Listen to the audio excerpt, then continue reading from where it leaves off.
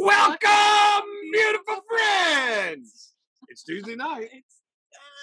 It's beyond belief in the presence. Wow. I just had this most brilliantly clear insight as to what all my burping is about.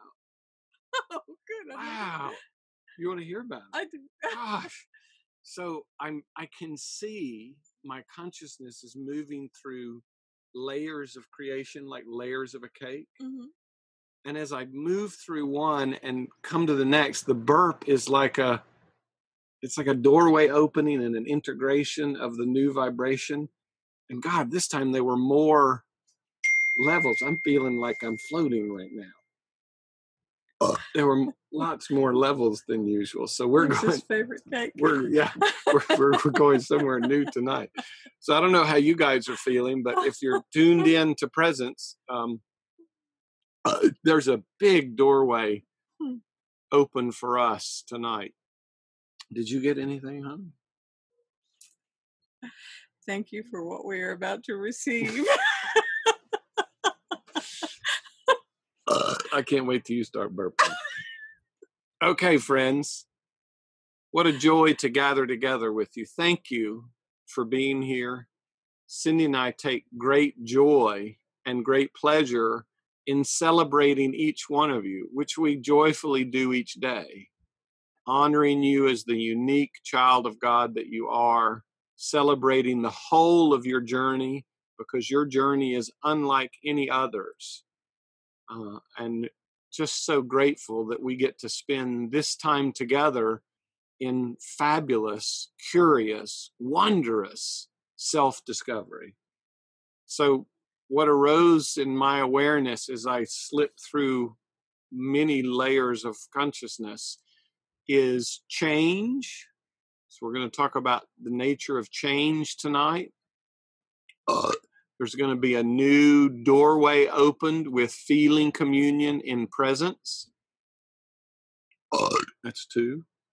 Let's see if the snow. Yeah, I hope. Yeah, maybe we better do that.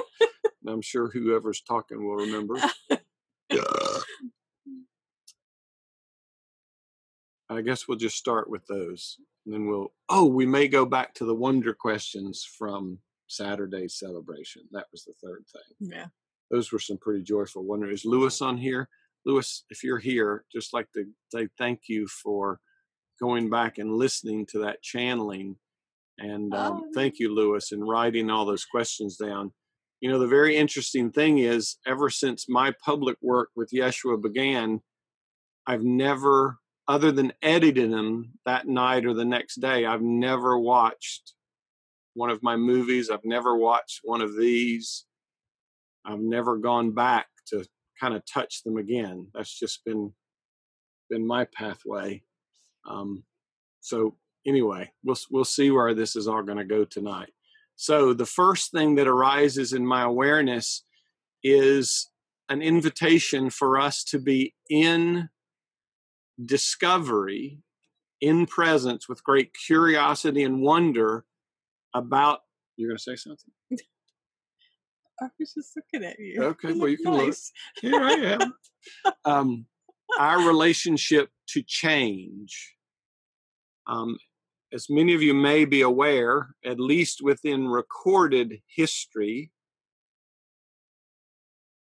our generation has experienced more change than almost all generations that have come before it.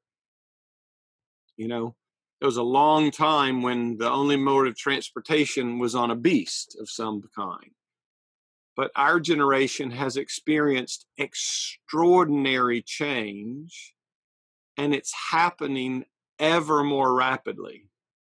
So how many of you have felt that sense of feeling overwhelmed by change? Like, my God, I can't keep up. It's going so fast. And what I thought I understood a little while ago and what works doesn't work now. And my God, am I going to get left behind or left alone? Or, you know, you sit in your corner like the Matrix and you wish you could take the blue pill again because things are going so fast in the Matrix of the red pill. Or maybe you have meditations of, back when there were rotary dial phones and, I don't know how we found each other at airports and stuff before cell phones. Do you?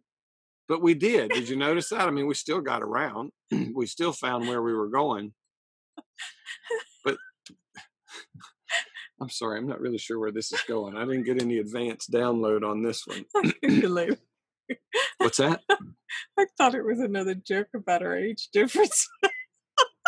Well, go ahead. You make that one. Like I would remember the rotary phones, but you wouldn't. Well, I mean, do you want me to tell everybody about your secret stash of 8-track tapes that we still lug around in the joy ship? No. Because she really doesn't have any 8-track tapes. I'm just kidding.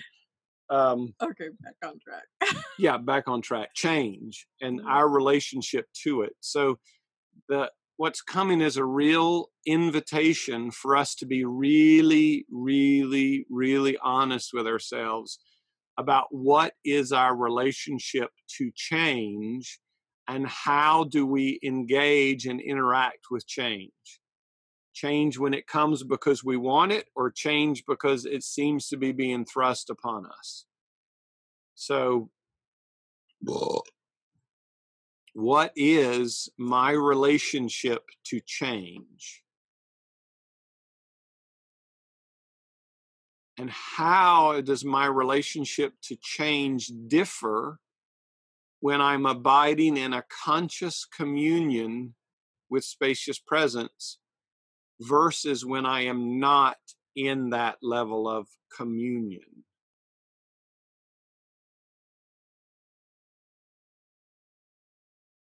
So let yourself just rest in your breath, rest in curiosity and wonder. We ask these questions and oftentimes the mind is so like third grader in the back row, so eager to answer, because if it doesn't answer, it's frightened that it doesn't know. But this is a real discovery to let something much deeper arise.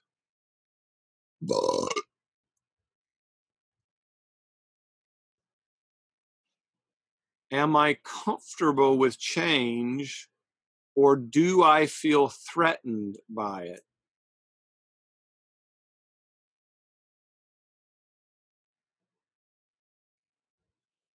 Am I cautious with change? And if that's the case, you probably watch your mind move into a lot of planning mode to try and manage what it thinks is a lot of change. What will this mean for me? Where will I go? What will I do? How will I live? How will I survive? What relationship will I be in? What all that kind of stuff.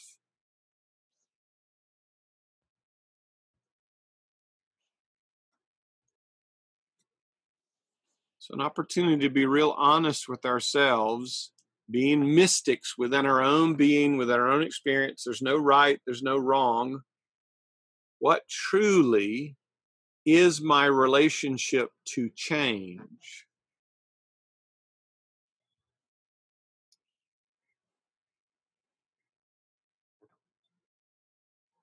And there's a correlation between our relationship to change and expectations. Have you ever noticed how happy you are when change comes and it meets your expectations? And how challenged you can feel when change comes and it does not meet your expectations? Maybe very, very different than what you expected. So our relationship to change within our body-mind structure is rooted in the body's past, in the mind's connection to the physical body's past. And whether we know it or not, we are ceaselessly projecting those expectations onto creation.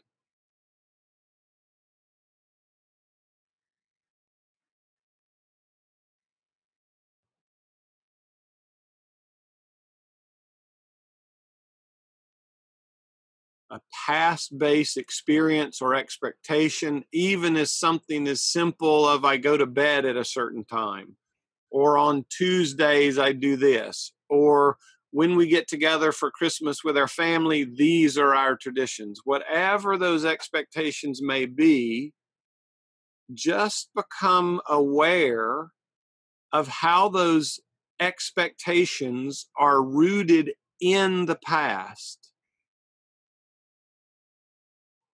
and how we project those expectations into the future.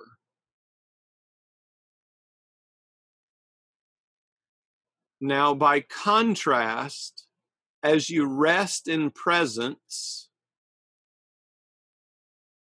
in that eternal safety of your formless spirit,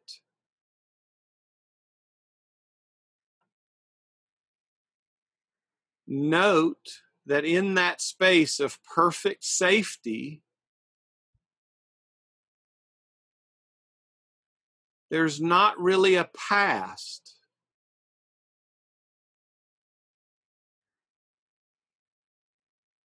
So spacious presence is vast and open and safe, and not projecting past expectations into the future.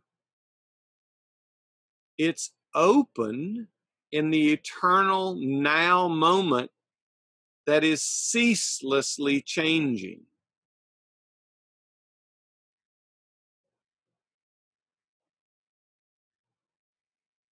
And the paradox is that spacious presence knows its eternal, unchanging nature through its relationship to ceaseless change in an ever unfolding now moment. Doesn't need to resist anything because it's already whole. It's already complete. It can't be harmed in any way. It doesn't need to look forward to anything because it's already complete. It has everything that spacious presence ever needs, the Trinity itself.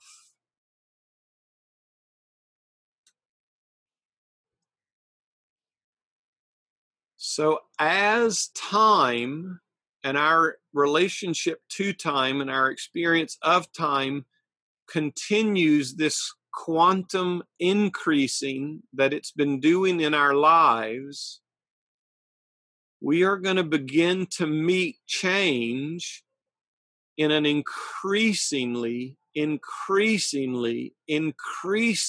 rapid way.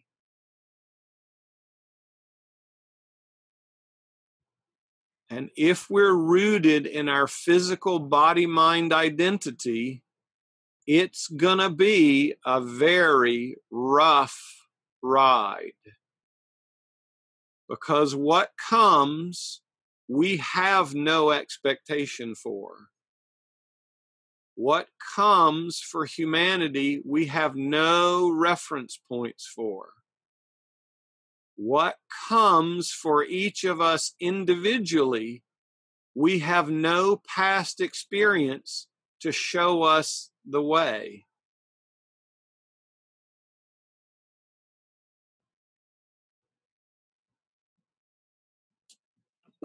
So if we continue to claim our physical identity and continue to play the expectation game based on needs, whether they're needs for survival, needs for things to be the way they used to be, need for things to show up in a way that I can understand, needs to feel safe, needs to feel loved, needs to feel whatever,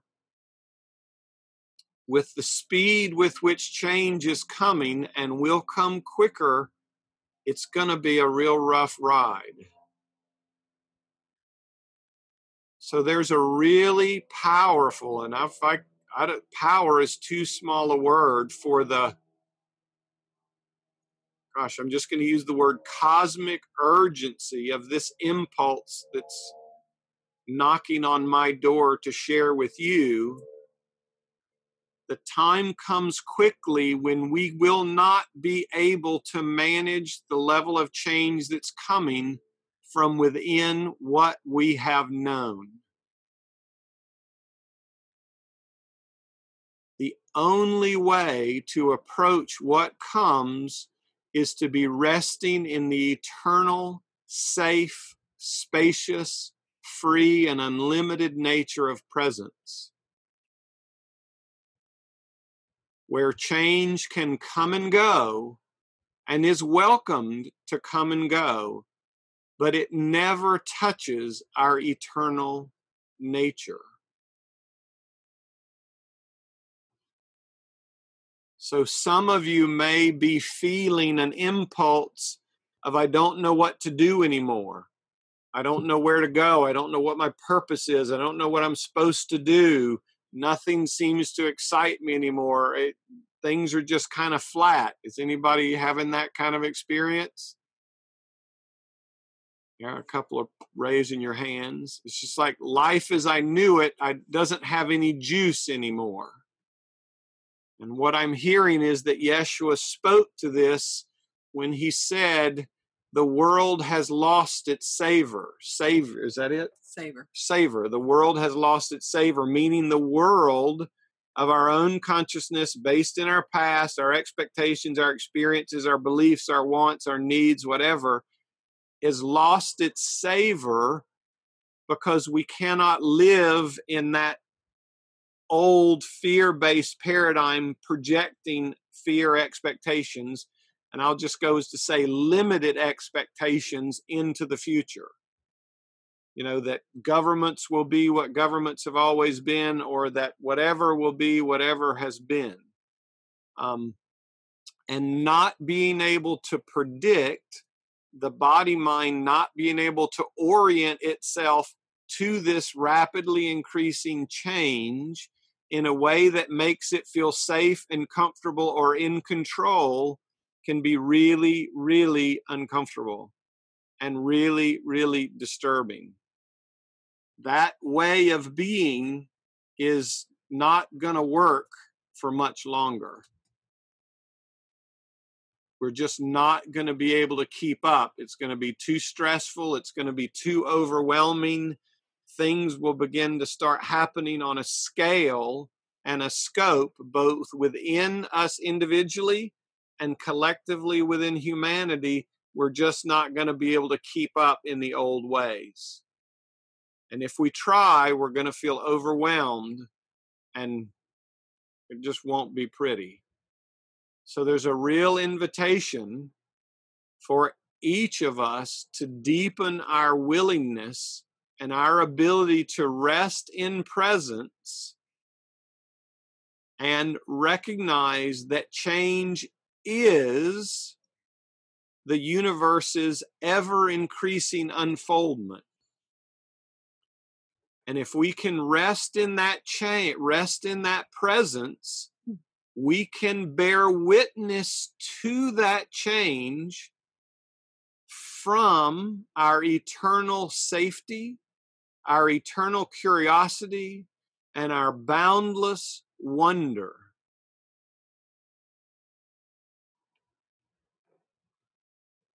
Wow. So there's an example that came to mind. Well, I'm glad you're on board. Yes. So when I was learning how to fly an airplane and preparing for an exam, one of the training drills was that I would go up with my instructor and have a pair of goggles that blocked my forward and peripheral vision. And then she would take the plane and turn it up, down, left, right, multiple different ways. And I had no reference for the horizon, no visual reference. Couldn't see the instruments to give me any clue. And then she would say, okay, and I would lift the visor And then she handed over the control of the plane to me. And my task was to right the plane in level flight. And what I came to learn very quickly was that no reference, visual reference for the world that I knew, and no time to try and pull up a knowledge of a technical assist through the instruments.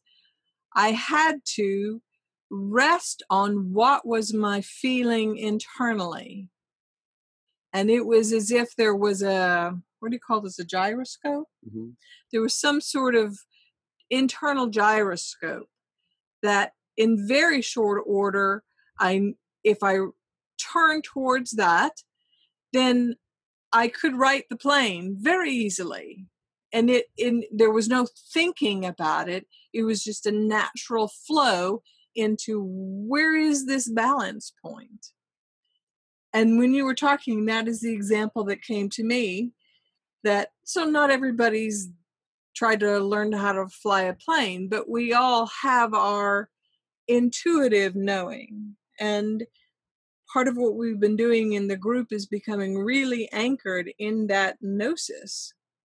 So we're building our ability to fare very well in the midst of rapid change, because we are anchoring ourselves within our true identity and not the body mind with all of its references to time, place, space, and structures by which we've made choices in the past.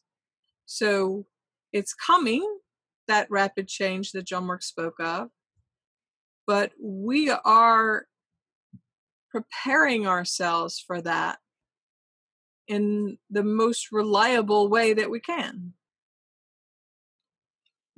It's fascinating that you use the description of a gyroscope, because the gyroscope is what keeps the compass oriented. When the plane's doing all that stuff, it stays on target. So it's like by turning within, the internal compass told you the right action in that moment without any other references. Magnetic north? Well, true north? True north, like yeah. Well, yeah. It's relation to true north. But that's just a really brilliant example. So we're all going to be challenged increasingly to be able to orient ourselves with this inner gnosis. And we're going to have to each, in our own unique ways, come to trust that over logic that we've learned in the past, over the stuff that we would say, well, it makes sense based on our past sensory experience. We get a confirmation from Dion, who's yawning really, really deeply. So it's a real invitation. And I mean, I'm hearing in my consciousness, like I sometimes feel a head nod. It's like my whole being is yes, yeah. A real opportunity for us to become rooted in and operating from presence, not still staying in our body mind and using presence as a go-to when we're frightened or when we don't know or when we're confused or when we want some information or when we think we need some help. It's to stop using presence as an aspirin, but like an IV to hook into it and be constantly being infused by, letting its living essence infuse all that we are. So it's an invitation to more deeply let go of the familiar ways you have oriented yourself through your body, mind, and its past. And Lorraine's yawning too, so I'm glad we're all tuned in here together. So let's see what else is going to come here. I just hear, if you do it the old way, it will fail because you will have nothing to prepare you for what comes. Both within and without. There will be nothing in your database of knowledge or experience or logic that you can go to that would even suggest to you how to respond or how to be or how to orient yourself. So if you continue to identify with that part of your consciousness, it's going to be really, really uncomfortable. And I think we're all going to have to deal with that part of our mind freaking out a bit as we move into the unknown more deeply within and certainly without. Now, I'm seeing with greater clarity why we've been doing together what we have been doing for these several months, very slowly, very deliberately, very patiently, creating a bridge between our body-mind consciousness and this presence. And I now see that bridge being burnt. Like we're going to have to be on one side or the other. We're not going to be able to continue to vacillate and go back and forth and back and forth and back and forth. So there's a very profound welcome, an invitation to cross this bridge and abide in presence, not as a thing to do, but as your living, breathing, expressing being. And that presence doesn't need a past to orient itself. It doesn't need self-identity and definition rooted in memory in order to operate and function just fine. So,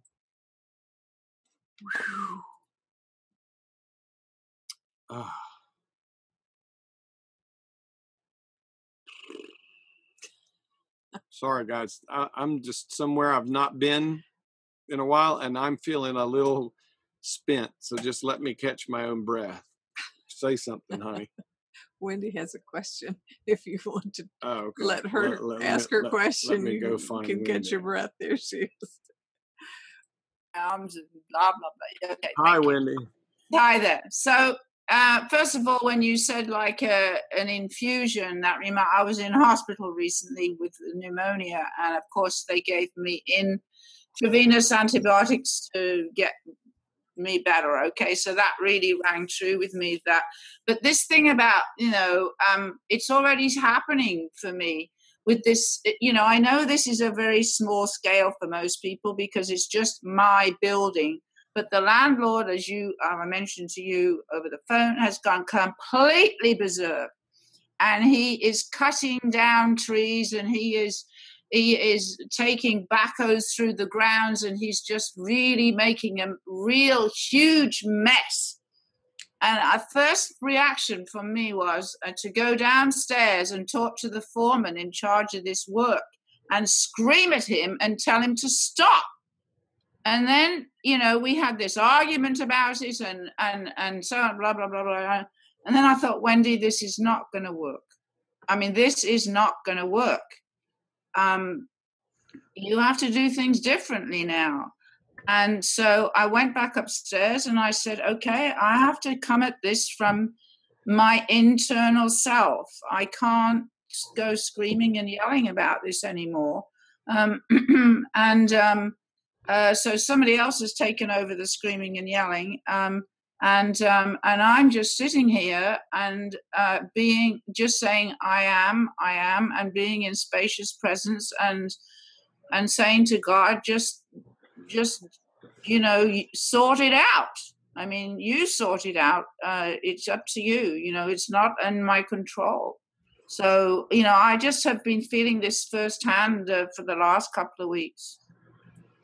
So it's been, I know that you're talking about it on a more worldwide scale, but this is huge for us. And it's like just an indication of it's like a tornado's gone through the place.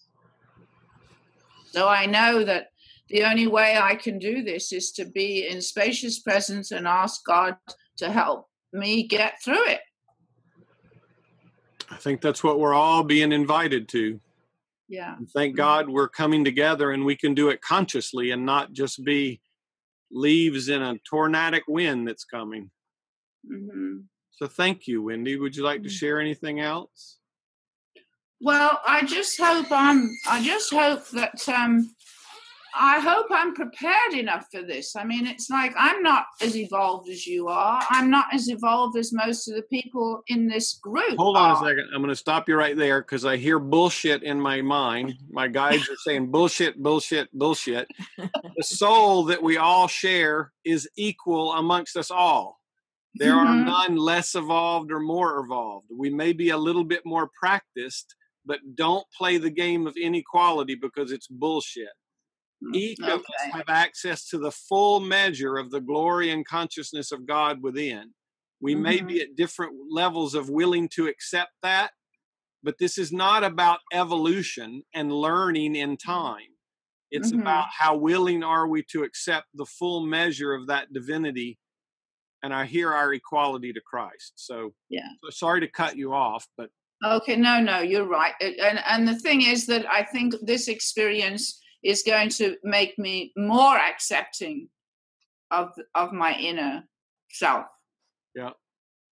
So thank you, Wendy. Yeah. Okay. So Thank you. I was going to add that one of the ways that will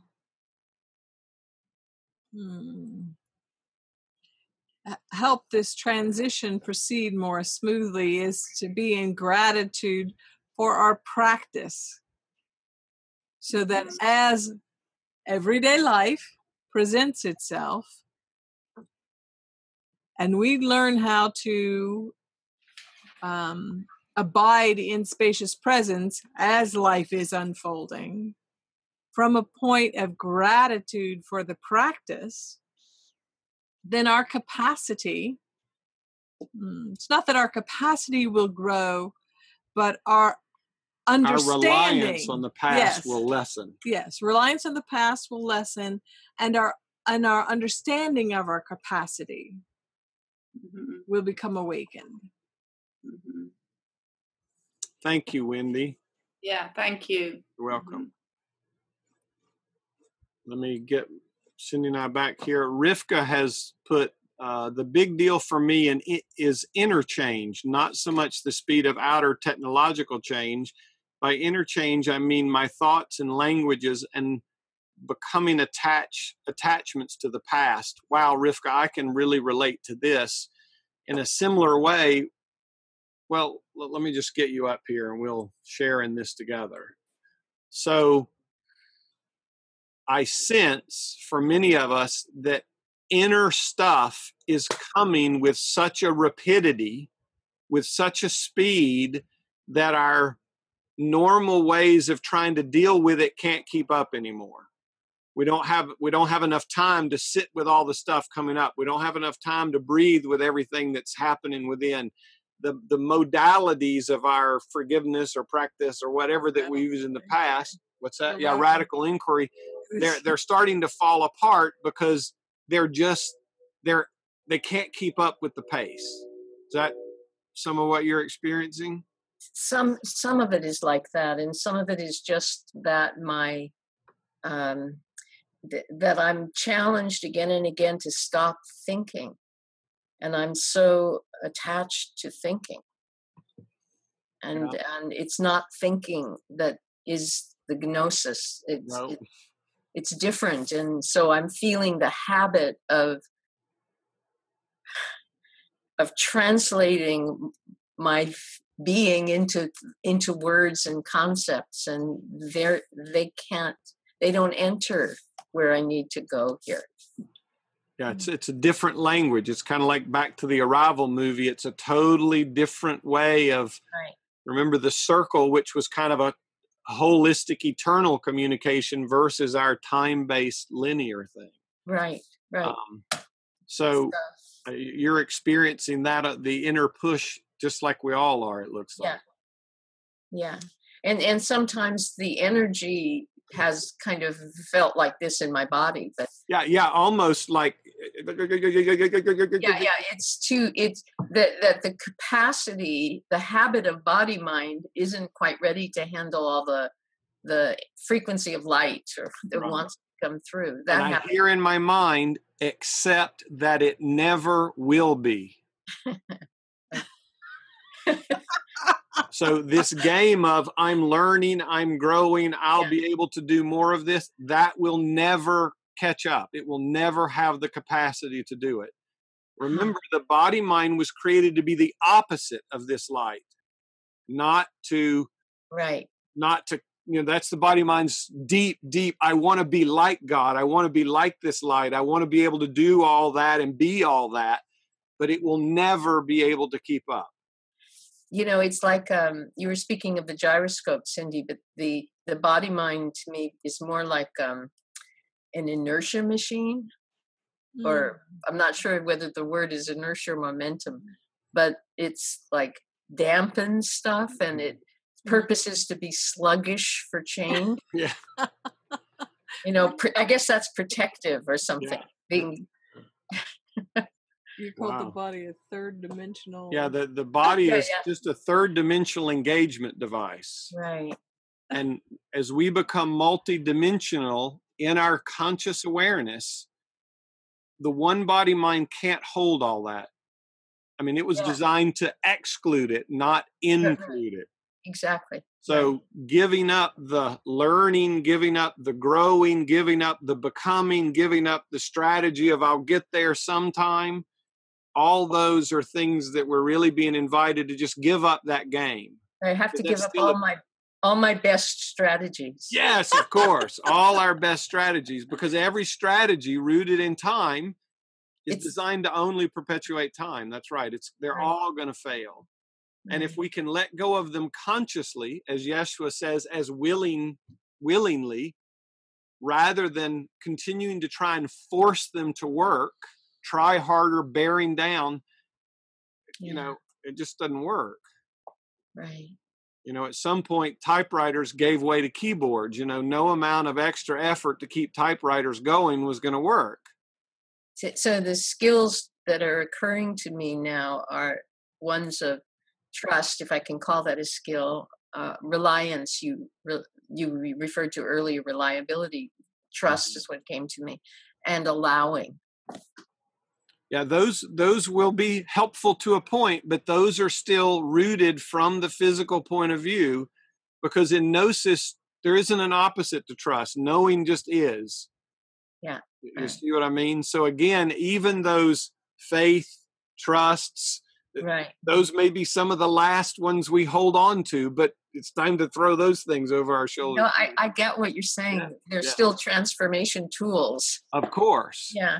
And presence needs no transformation. It is complete and whole now.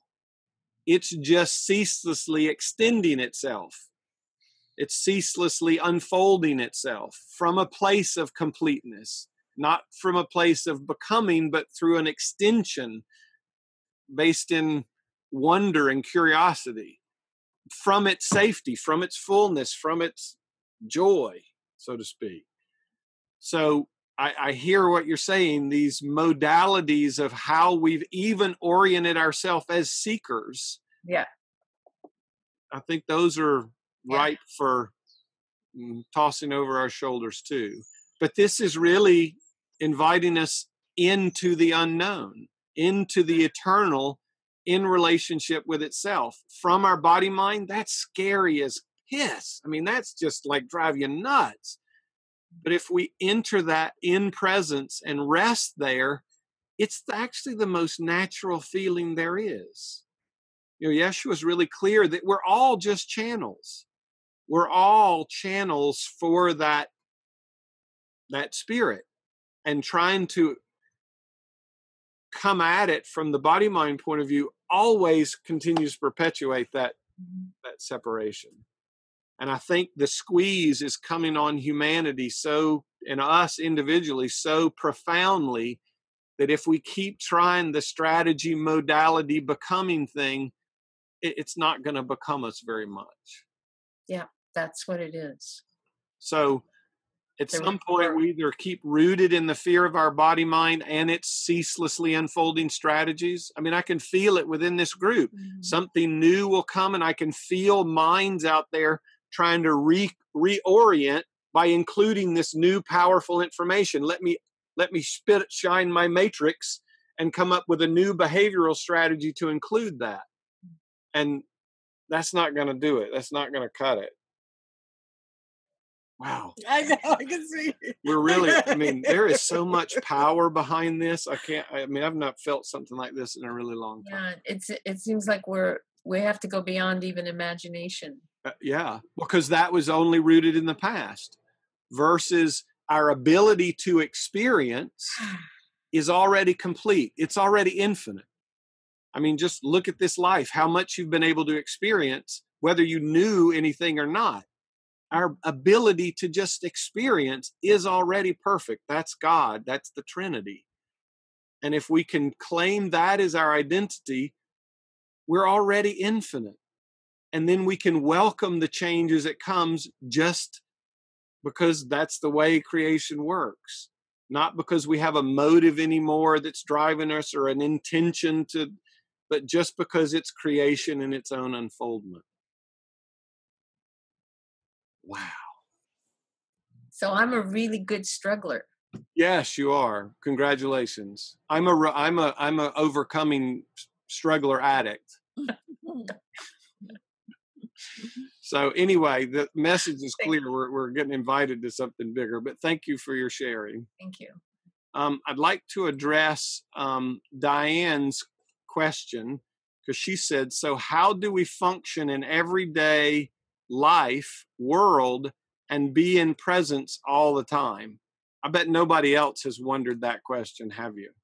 Has anybody else wondered that?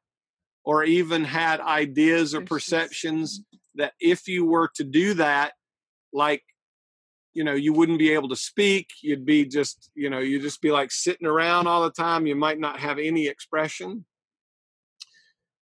So welcome, Diane, and thank you for the good question. This presence that we are is the power that is operating every function in our bodies. Every cell in our body does like 100,000 things a minute in order to function. The presence that is this, what we've been playing with, is the same presence that creates worlds and suns and galaxies and keeps all of those things happening with great perfection. I mean, the Earth just doesn't fall out of its orbit. The sun just doesn't turn off by accident. So there's an enormous power, intelligence that's operating all of creation. Our body minds were the attempt to create a consciousness separate from that magnificent, all-encompassing, holy perfection and flow.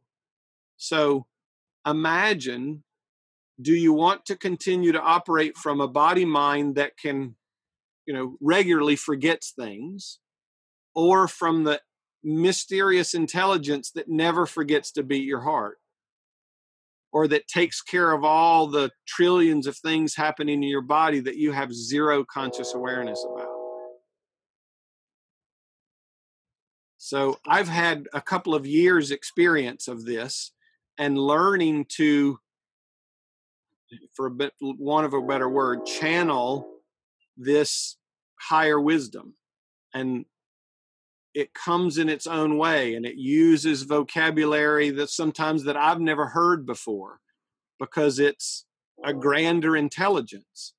So this body mind becomes an instrument of that, just like Earth is and the sun is and the universes are an expression of that, rather than a little tiny mini me trying to run around and orient myself in a way to be safe or to get love or to be appreciated or to be, whatever. So how is what we've all been practicing together. It's learning to live in this gnosis by first recognizing how to connect, then how to go into communion and communication. And what I really feel we're being invited to now is to step into the expression, so that we stop coming at presence from an ego to get information, to be told what to do, and we become the living, breathing expression of that. Now, that intelligence, if it can operate all the planets and all the fish and all the everything else, I mean, that's kind of like Google, you know, it's like that's way more information than I could ever hope to hold on board. So for me, my desire is to not limit how that can flow through me. How are you going to do it, Diane? You know? I'm just coming to grips with what you said tonight, that going to a point of not just going into a spacious presence when you're afraid or anxious or just, I need to practice this, but being it. Yes, being it. And that, I'm not sure what that is. And I don't think any of us have a clue what that is. I think that's what they were referring to earlier when they said change is coming so rapidly that you have no reference points whatsoever for it. I mean, you know, imagine, I don't know that Yeshua had a reference point for walking on the water before he felt the impulse of the body to walk out on the water. But because he was that expression, he went with it. He didn't have his mind go, oh, whoa, whoa, whoa, whoa, whoa, whoa, this is crazy. No, I can't do this. I got to go learn. You see what I mean? So I think we're all being invited, called, welcomed, celebrated to come into that expression. And none of us have a friggin' clue what it's going to be like.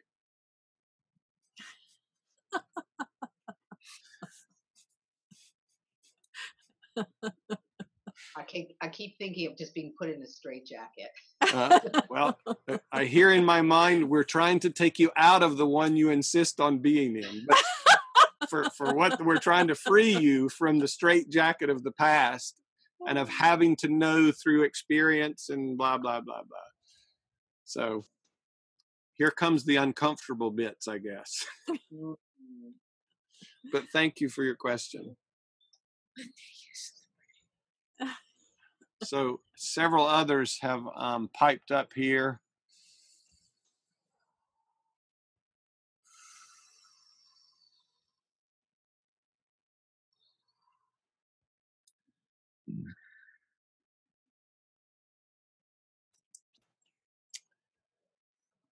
Well, honey, you read them. I'm going to just rest for a second. Okay, I'm going to read Patricia's. Does everybody see this? Yeah, they can see if they have the chat window up, but you can read it. I'll find Patricia and pull her up. Okay.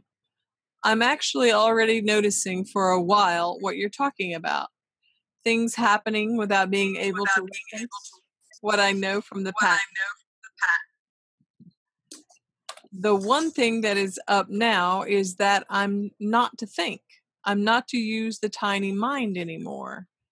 The tiny mind is only to be used to book airplane tickets, drive a car, etc., but nothing else. The mind is to become the servant of the heart. The thinking will be done for us, and all we are to do is to follow the prompts. Yay! Well said. Very well said. So how is that experience for you, Patricia? Well, interestingly, I wrote a little bit further down that one day, you know, there were some issues around the building of my new house, and I immediately went into the tiny mind and, I can do this and I can fix it this way and that way and that way. And it was raining and the roof started leaking. And as soon as I said, okay, I get it, I'm not supposed to think, and I said that out loud, the leaking stopped. And the roof hasn't leaked since. Wow. Okay. So that was like exclamation mark, like, yeah. What a beautiful example. Well, let's talk a little bit about not thinking, because I know this can be a profound struggle. Rivka alluded to it. When we're so rooted in it, we're so familiar with it. I mean, if as soon as I say stop thinking, if you watch your mind, you'll begin to think about how to not think. The thinking mind, the thinking mind can't stop itself. And what Yeshua is really clear, he says, do not try and stop the mind thinking. Rather, remove the value that you have given it. Because if you Right. try and get the mind to stop thinking, you're valuing it in a pretty profound way. And now you've got a struggle on your hand to try and get it to stop. He says, Right.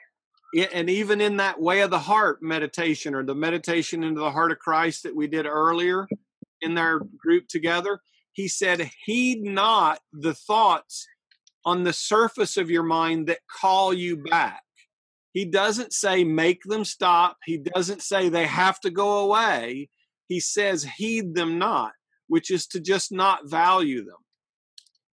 Because Right. when I you don't make my mind to stop. I don't try to stop it from thinking.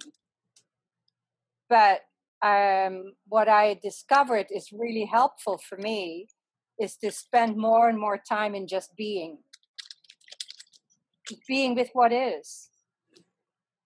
And if that includes the mind chattering, then just be with what is. just like it includes birds flying by and clouds and lots of other things. So if our thinking minds is just one more little tiny thing in this vast and infinite mysterious now moment, rather than me, we'll probably take on a very different relationship to it. You're talking to the world's biggest thinker. I'm an Enneagram 6. I'm at the top of the thinking triad in the Enneagram system. I know all about the thinking mind. It's been my endless teacher. So I get what you're saying, bro. Well, thank you very much, my friend. So again, friends, let's resist the temptation to go into a deeper conflict with the thinking that's already there. I mean, recognize that's just making it wrong. That's the thinking mind attacking itself. Obviously, spacious presence has been present your entire existence and has never gone into conflict with the thinking. It stays in its gnosis. We're simply asked to shift our identity or move our awareness, our light, to focus more on the presence and its gnosis than continuing to focus on the thinking mind like it has to be fixed or changed or like it knows anything of value at all. Mm-hmm. So before you beat yourself up or try even harder to not think, that's just another strategy that's going to fail. Just let that go. Okay, let's see what else. Laura. Oh wow! Maria. You okay, babe? I'm cooking. It's hot on the inside right now. You read it. Let's see. That's hers right here. Oh, Laura's. Okay. So Laura says, I just got to practice with this idea of change the last few days. Had 2 instances. Took going through the old way of fear and sadness and the new of presence. Hi, Laura. Hi. So would you like to share more about that? Yeah. I had 2 instances where people I'm very close to told me that they had, in the first place, been threatened and possibly could be killed. And the other was someone else I'm very close to was waiting for a test that they might be diagnosed with a terminal illness, right? And so I immediately jumped ahead and started thinking, oh my God, what would my life be like without these 2 very important people in it? I had already decided that, you know, this could be a scenario that would play out where they would be killed and no longer be here. And so, you know, it's like I played around with all of these different ideas and I got very sad, like, oh, I would miss these people terribly. My life would not be the same. I couldn't function. And then I got pissed off, really mad and angry with God, like, how could you take these people away from me? I mean, it went the whole gamut. And it was all just future tripping. It was all, you know, this is what could happen. And so I was really surprised at my reaction, because I thought, oh, well, I can practice presence. I can get through this. This will be easy. But it was just like this underlying sadness that was there. And there were times when I just didn't know what to do with it. It was just there. And so I went through the whole thing as well of, I shouldn't be thinking this. I shouldn't be feeling this, and all of that. And so it was, I finally got to a point where I just kind of allowed everything to come through, and then just was like observing these thoughts, feelings, emotions. And it was kind of from that place that I was able to get more in a state of mind that I could receive information about this whole situation. And as it turned out, both of these situations ended up to be nothing. There was nothing wrong with the person who had the blood tests and all that. And the other person, the threat has been removed. And so, and granted, both of those scenarios could also have turned out differently.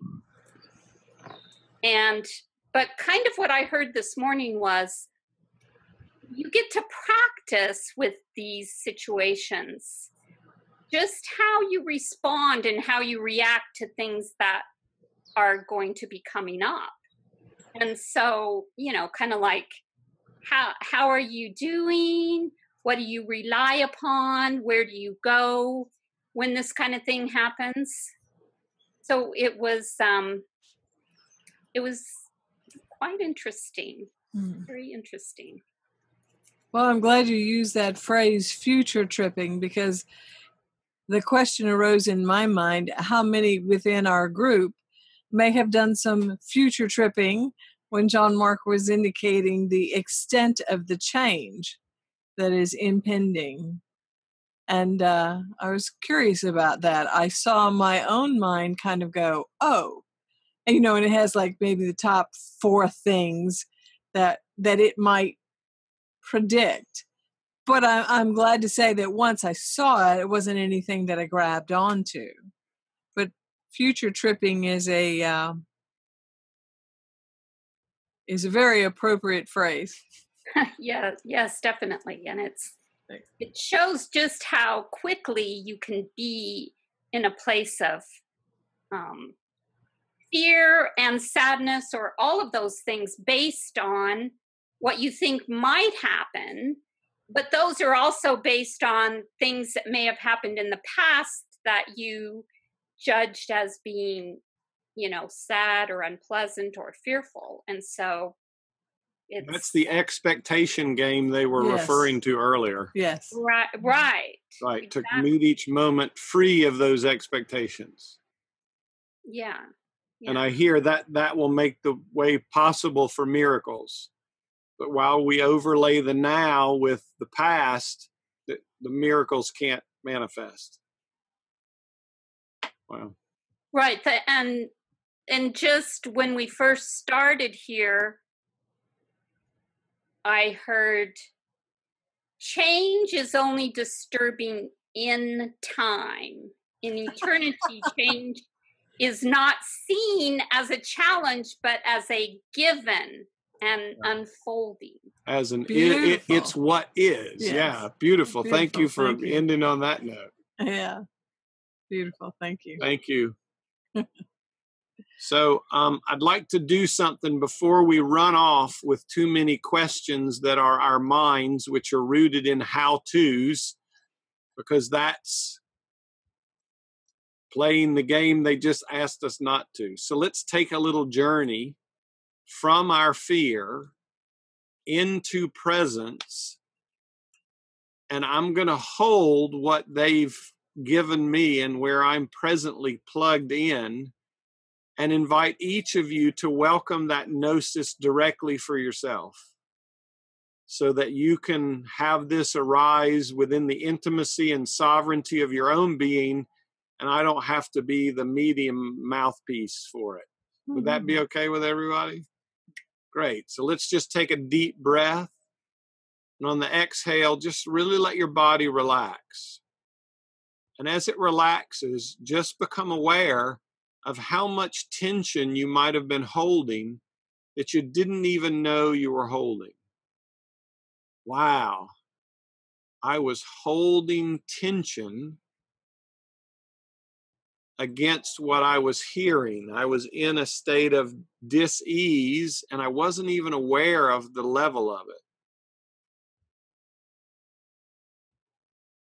So as you let your breath naturally flow deeply, invite the body to relax. Remember, abiding in a feeling communion with presence and welcoming the body to relax into that spacious presence. Welcoming the body into that safe, eternal isness.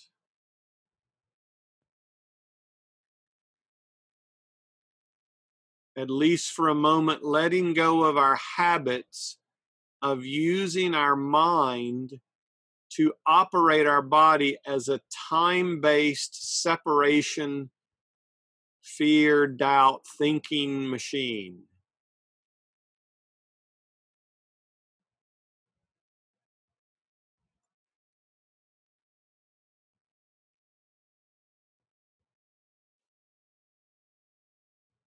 So as each breath, acknowledging the body.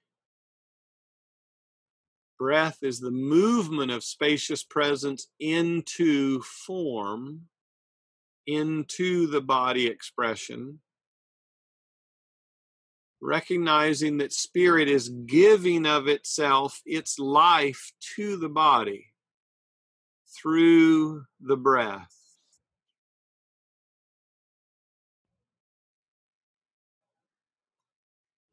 And let's just acknowledge the body has known itself through time. Its associated mind and memories are oriented in time.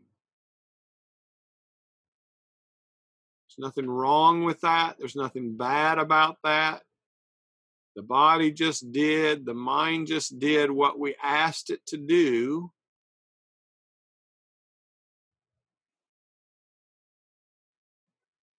So let's acknowledge it and welcome it into something greater.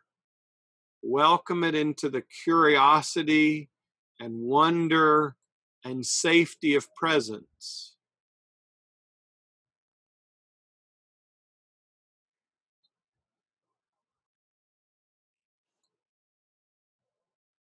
And we can acknowledge the mind and the body do not know how to operate differently than they have.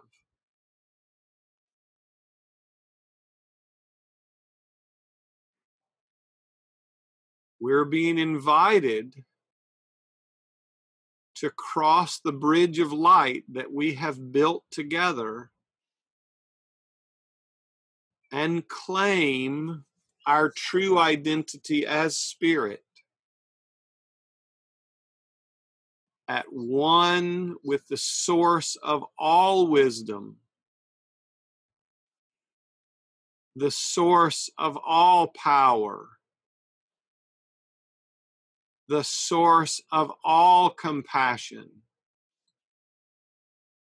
the very mind of God that knows without thought.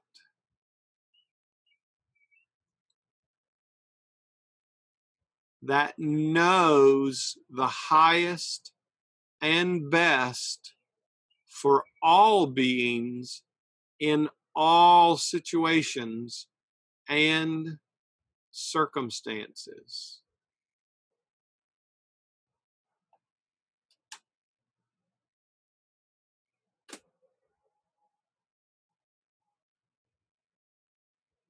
It was said in the Bible, let that mind that was in our Lord Christ Jesus also be in you. So we're invited to give up our strategies of becoming infinitely wise and infinitely powerful,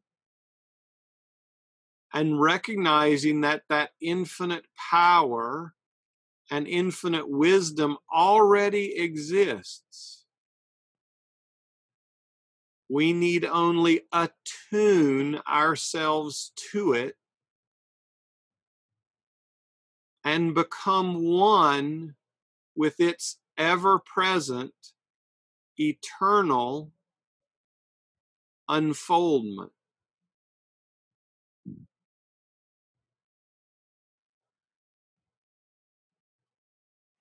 And let yourself feel within your being the gnosis of what I'm sharing.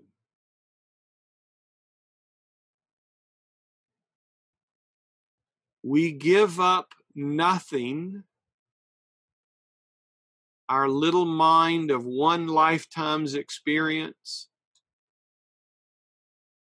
to gain everything, the sum total of the wisdom of God.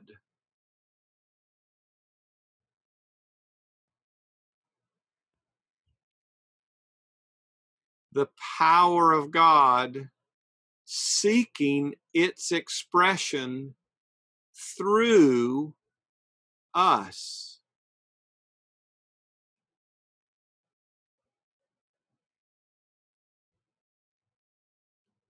The very peace of God seeking manifest embodiment.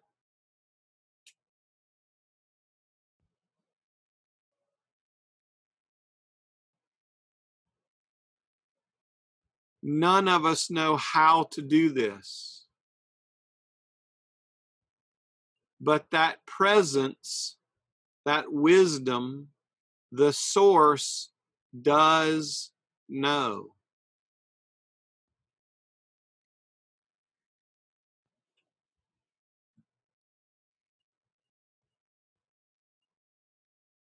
Are we ready to move from our body-mind identity of fear about change and strategy about change and orientation of trying to minimize change and have it go the way we want, and allow our identity to be finally fully rooted in the presence, our eternal being, where change is the joy of our eternal expansion?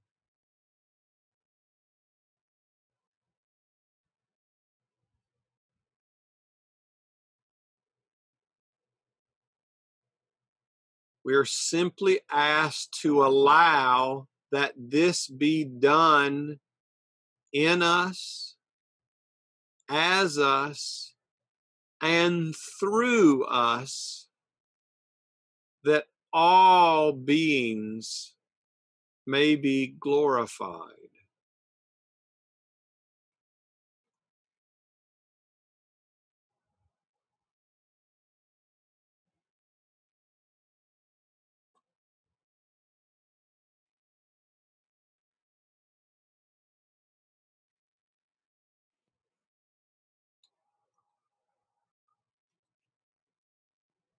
We all know in our experience that when we feel fearful, we withdraw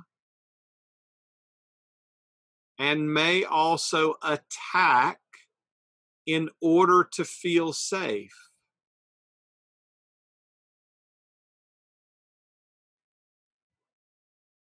This is happening on an increasingly global level. Moving away from separation, from union, perceiving threat from others, just a global expression of that it's all about me mentality.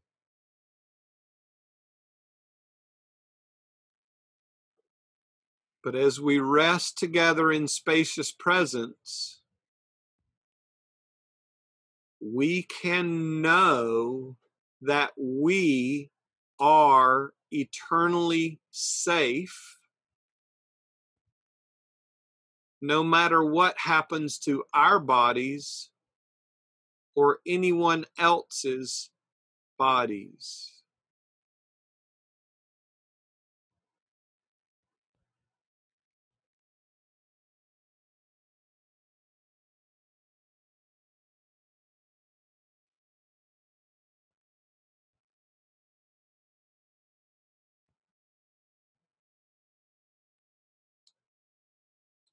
We're invited now to be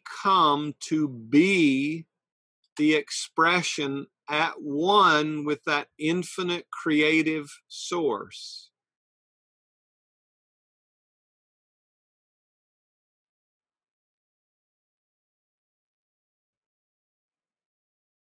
The time is at hand.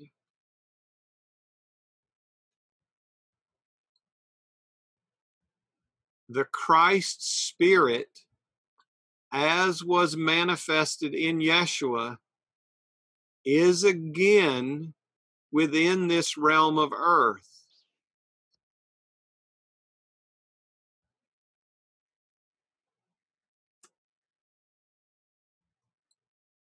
Seeking to again express and reveal the love that God is.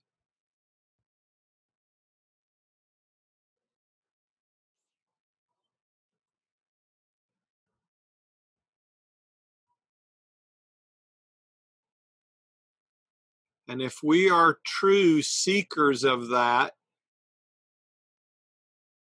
what we have been truly seeking is to be at one with that in its eternal expression.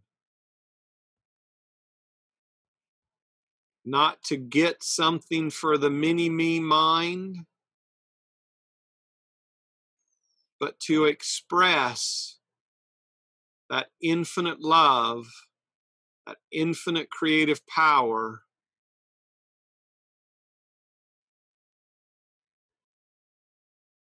And friends, none of us have a clue what that's going to be like or what that's going to look like. And I hear in my minds our present imagination can't even come close, so don't bother imagining. Rest in the present moment, in the womb that spacious presence is, and let love be birthed anew through you.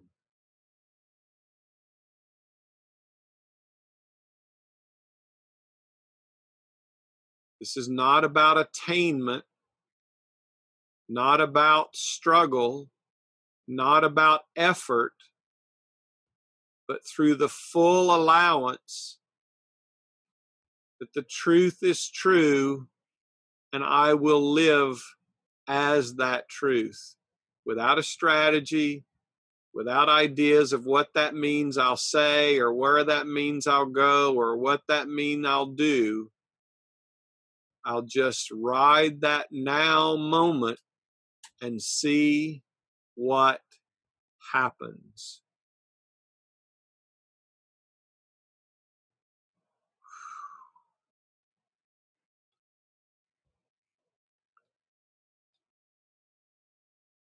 Because we all have a choice. We can contribute to the disorientation and chaos that may come, or we can be its ever-present antidote. We can be the living expression of love, of peace, of joy, of being, while the world will go through whatever the world goes through, while our very body minds will go through whatever they're going to go through.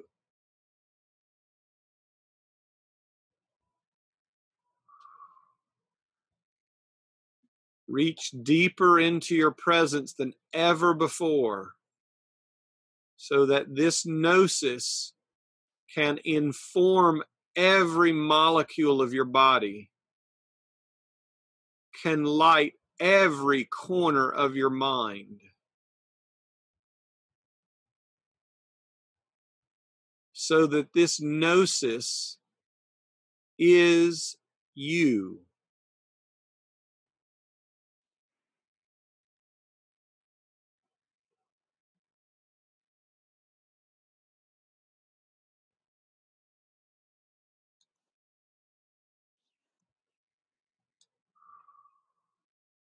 Now, one last gift before we go was delivered by my friend Wayne to me today. Another doorway was opened into presence, and I want to share it with all of you now. So as we have been playing with presence, we started with the spaciousness that suffuses our bodies, and we gently worked outwards, expanding. We've taken journeys together of holding this group together, holding the world, holding the whole of creation. But our movement has been an outward expansion. I'm going to open another doorway and invite you into a new experience of presence. You don't need to know how to do this, just follow along. Let the power of your light reveal this to you. So bring your awareness only to the space within your body.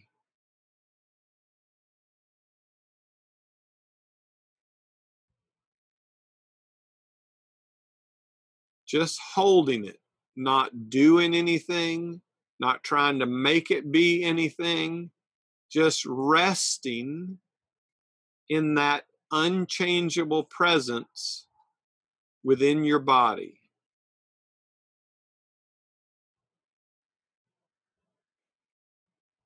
Now, rather than moving outwards,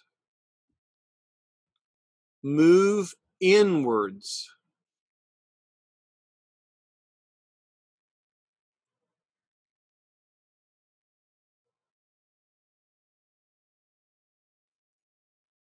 And allow yourself to move infinitely in the same ways you have felt expansive without.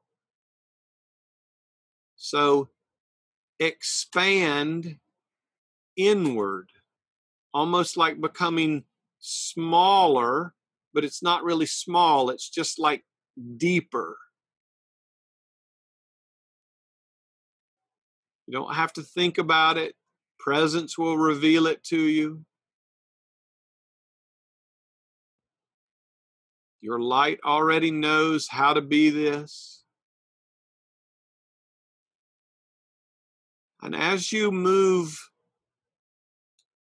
inward, or smaller if you like, let yourself become aware that it has no limit.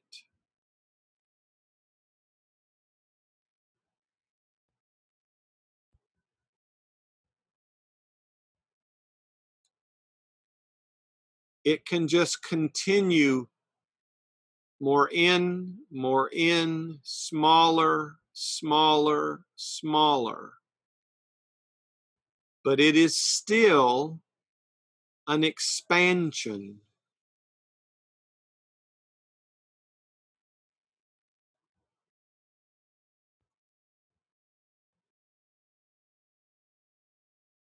Now bring your awareness back to just the space in your body. And just note how easy that is to do.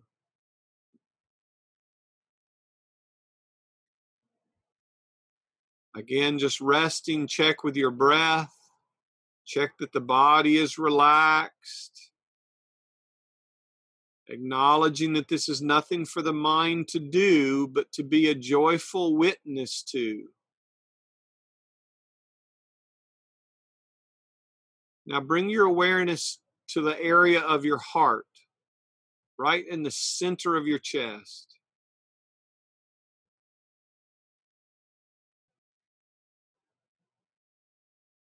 And just experience your experience. You don't have to do anything. It will respond to the words that come through me. Just experience your experience as from that center of your heart, from the very center of your being, you simultaneously expand outwards and inwards at the same time.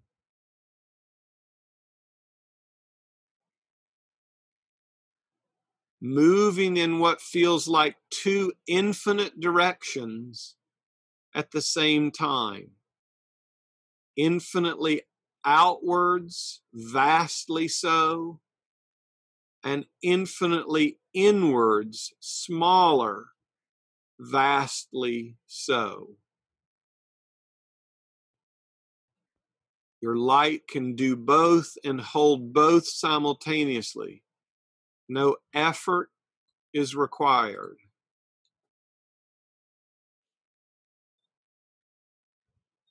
And let that movement continue on its own until it stops by itself.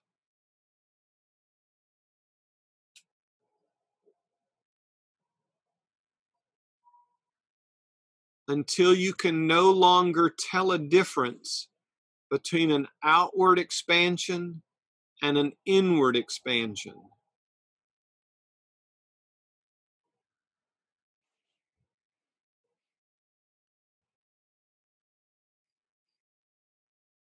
Until those movements become one vastly large and vastly small presence simultaneously.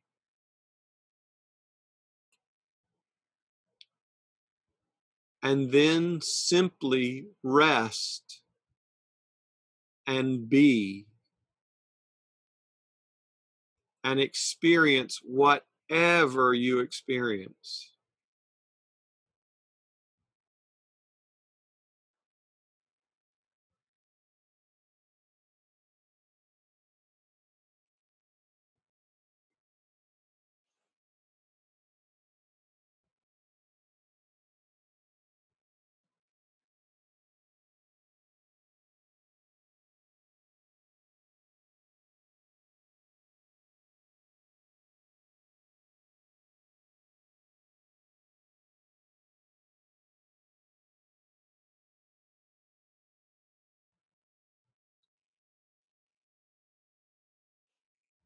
And as you rest there, this doorway opened today for Wayne because he had recognized, or at least he believed, he had lost the ability to feel that presence. And he had not lost it. He had merely integrated it so much so that he could no longer feel the contrast that he felt when our journey in presence began. Maybe some of the rest of you have also had your mind say, oh, I can't feel it anymore. I've lost it. What happened? Most likely you've merely integrated it and it's now normal, but you were expecting acting based on your past for it to feel a certain way and judge that because it doesn't feel that way, I've lost it. This is a perfect example of how our past expectations can lead us to misperceive what is. So once that level of integration outward is reached, we've opened another doorway to an infinite expansion inward. And I guess many of you are now again feeling a contrast that gives you a certainty that you are experiencing it.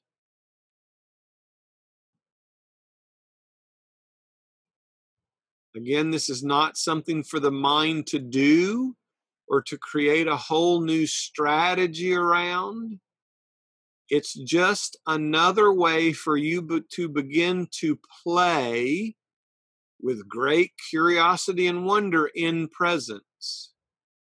It is another dimension that is opening for you to discover using the power of your light and in presence itself. So Wayne, thank you for being an unwitting and unaware instrument of spirit by asking for the next doorway to be open for you and setting the way for everyone to begin to play in a new way. We're all in this together, being used by Spirit to orchestrate this incredible journey that we're all on together. So just in summary tonight, our theme is to become increasingly aware of our relationship to change. What I hear is the more you become aware of the body-mind's relationship to change, the less you will want it, which isn't to create a new strategy. It's to release your identity with it and rest in the gnosis of presence and let it inform you, let it move you.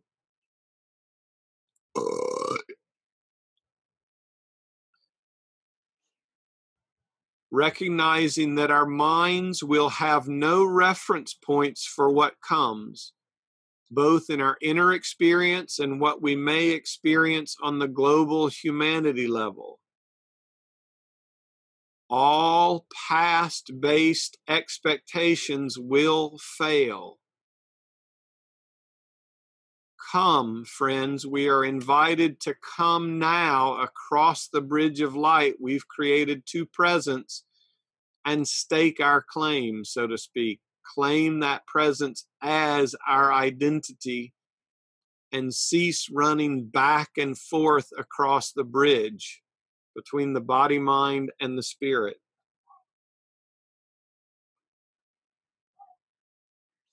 What else? And then, of course, Wayne helped us open another doorway of expansion multidimensionally, inwards and outwards simultaneously. Anything else, honey? Huh? Oh, you're welcome.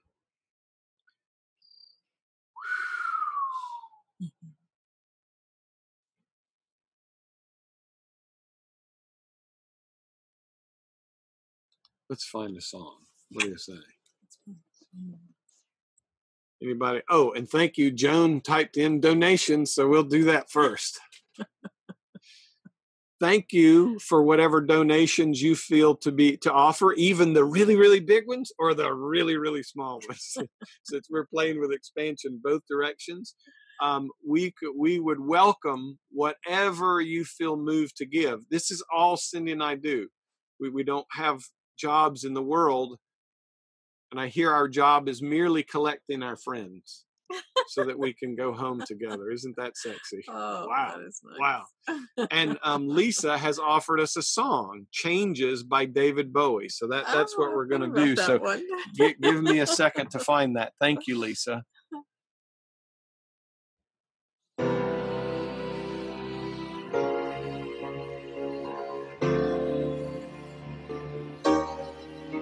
oh yeah.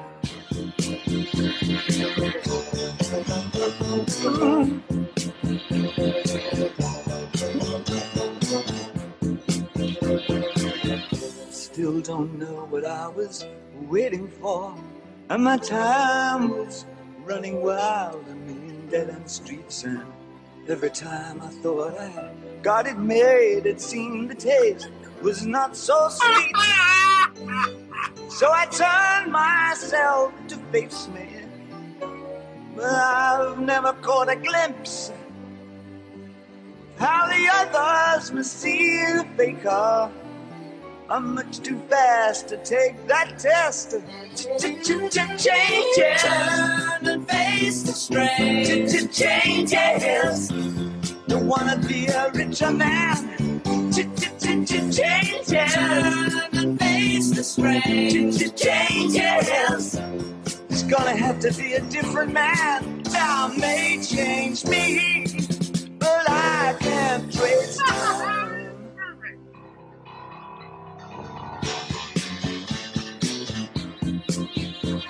Yeah. I watch the ripples change the size, but never leave the stream of warm permanent sand.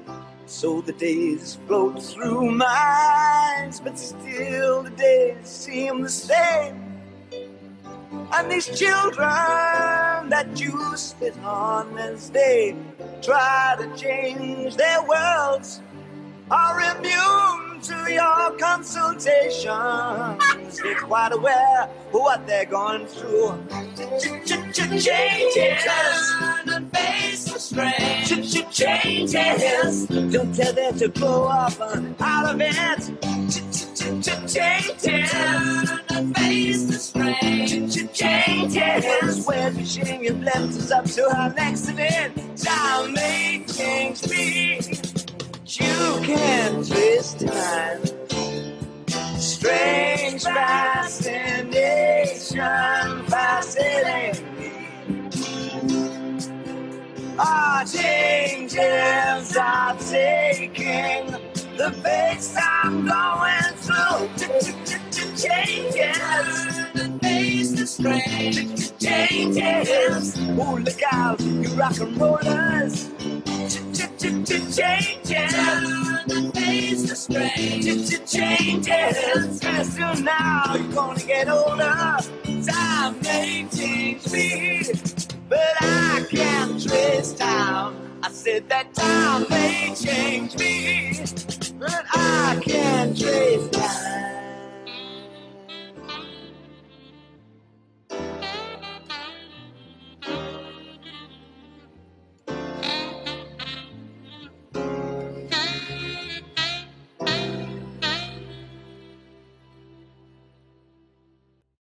Wow, that was perfect.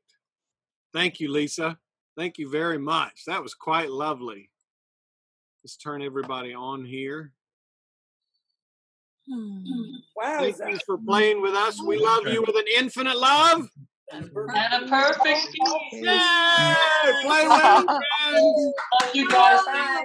Play well. We'll see ya.